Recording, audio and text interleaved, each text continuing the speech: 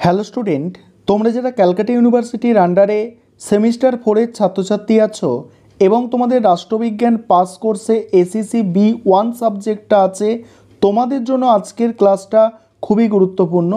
আজকের ক্লাসে তোমাদের একটি গুরুত্বপূর্ণ 15 নম্বরের প্রশ্নের উত্তর নিয়ে আলোচনা করব। প্রশ্নটা কি আছে দেখো, গুণগত গবেষণার উপাত্ত সংগ্রহে উৎস ও উপায় আলোচনা করো। অ্যান্সারটা বুঝে নেবে। যেসব তথ্য বা উপাত্তকে সংখ্যার সাহায্যে প্রকাশ করা সম্ভব নয় কিন্তু গুণের ভিত্তিতে আলাদাভাবে দেখানো যায় তাদের গুণগত তত্ত্ব বলে। যেমন মনোভাব, বুদ্ধি প্রভৃতি। গুণগত গবেষণায় তথ্যের বিভিন্ন উৎসগুলি হলো সাক্ষাৎকার, ফোকাস গ্রুপ ডিসকাশন এবং পর্যবেক্ষণ। প্রথমে হচ্ছে সাক্ষাৎকার। কি বলা হচ্ছে দেখো, গুণগত গবেষণায় সাক্ষাৎকার মোটামুটি আনুষ্ঠানিক হতে হবে। অংশগ্রহণকারীদের মনে হবে তারা যেন একটি আনুষ্ঠানিক প্রশ্নোত্তর পর্ব নয়, বরং একটি কথোপকথন বা আলোচনায় অংশ নিচ্ছেন। দ্বিতীয় পয়েন্ট যেটা আছে দেখো, ফোকাস গ্রুপ ডিসকাশন। এখানে কি বলা হচ্ছে দেখো, ফোকাস গ্রুপ ডিসকাশন হলো বৃহৎ সংখ্যক অংশগ্রহণকারী থেকে দ্রুত তথ্য সংগ্রহের একটি কার্যকারী পদ্ধতি। এটি অংশগ্রহণকারীদের অনুভূতি, ধারণা ও মতামত চিহ্নিত করার একটি আধা কাঠামোবদ্ধ তথ্য সংগ্রহের পদ্ধতি। ফোকাস গ্রুপ ডিসকাশন পদ্ধতির উদ্দেশ্যমূলকভাবে নির্বাচিত 6 থেকে 10 জন অংশগ্রহণকারী আগে থেকেই নির্ধারিত একটি বিষয়সূচি অনুসারে আলোচনা করে এবং তাদের সমস্যা ও উদ্বেগ তুলে ধরে। আলোচনায় সাধারণত 1.5 অর্থাৎ 1.5 থেকে 2 ঘন্টা স্থায়ী হয়। এই জন্য এক সেট নির্দেশমূলক কাঠামোবদ্ধ প্রশ্ন প্রস্তুত করা হয়, যা প্রয়োজনে খুঁটিয়ে প্রশ্ন জিজ্ঞাসা করার মতো নমনীয় হয়।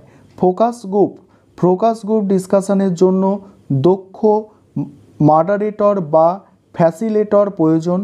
অংশগ্রহণকারীর নির্বাচন, ভেন্যু প্রস্তুতি, হালকা খাবার বিতরণ, ভাতা প্রদান এবং আলোচনার রেকর্ড সংরক্ষণের জন্য একজন সচিব বা টেপ রেকর্ডার ইত্যাদির ব্যবস্থা ও প্রস্তুতি প্রয়োজন।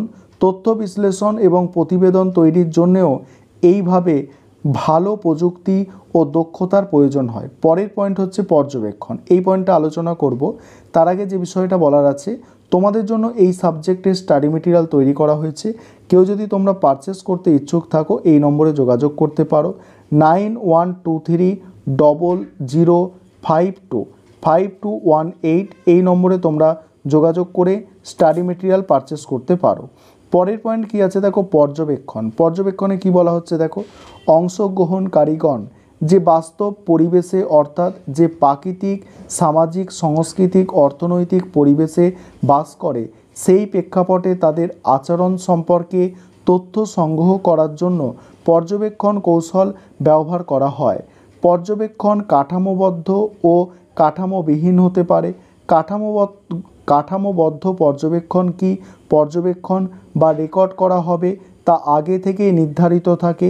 কাঠামোবিহীন পর্যবেক্ষণ করা হবে তা মোটামুটি সংজ্ঞায়িত করা হলেও এখানে শুধুমাত্র শিক্ষার্থীদের আচরণ সামগ্রিকভাবে পর্যবেক্ষণ করার ওপর গুরুত্ব দেওয়া হয়। এর ফলে সাধারণত